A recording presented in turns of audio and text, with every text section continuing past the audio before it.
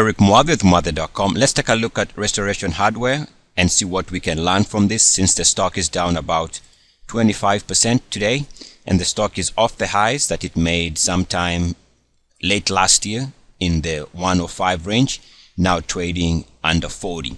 Number one, here on the daily chart, we can see that it had come back after this break in December, which began this slide here.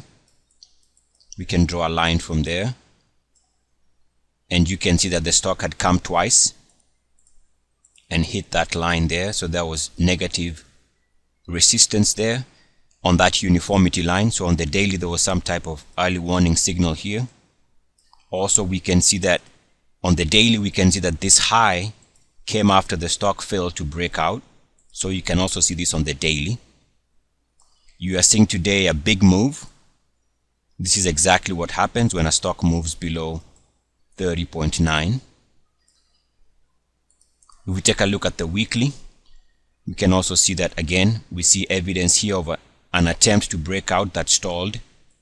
And as I always say, failed breakouts are notorious for beginning major moves. We also see that eventually the stock would form a bearish cross between the 13 and the 34-week moving average, which is generally bearish whenever that happens. The last time it had a crossover was years before that. It was bullish and the stock had a nice run. And then we have this bearish crossover between the 13-week moving average and the 34-week moving average. Now keep in mind that when the stock was trying to break out here late last year, this happened while the RSI was really low, and the RSI did not even get close to 61.8. Whenever you see an attempt when the RSI is not even close to 61.8, an attempt to break out to new highs, this is the worst type of negative divergence, where there's an attempt to make new highs but the RSI stays below 61.8. So that was another red flag. And we can also see that on this 2-year weekly chart, we had a break right there in, let's call it about late November, early December, which was the drop here in the 90s. We can see that the stock since the beginning of 2016 has stayed below 30.9, and that is pretty much bearish territory that tends to generate fresh lows, which is exactly what is happening right now. But the ultimate sell signal came on the monthly. As you can see here on the monthly, once the stock moved to 3-year lows, so let's take a look at that.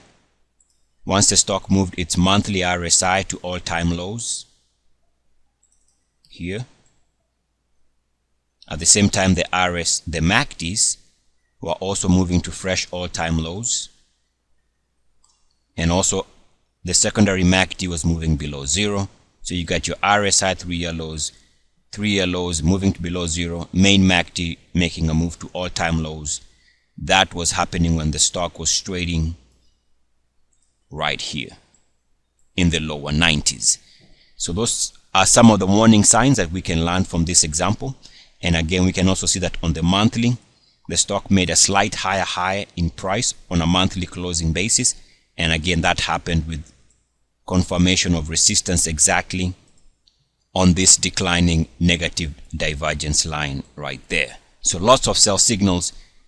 Anyway, that's how we can learn, by studying how other stocks responded to the technicals. We can help ourselves be either taking advantage of such type of situations or avoid stocks that have multiple sell signals. Eric Muathe, Muathe.com. As always, good luck, peace, and blessing. EACS.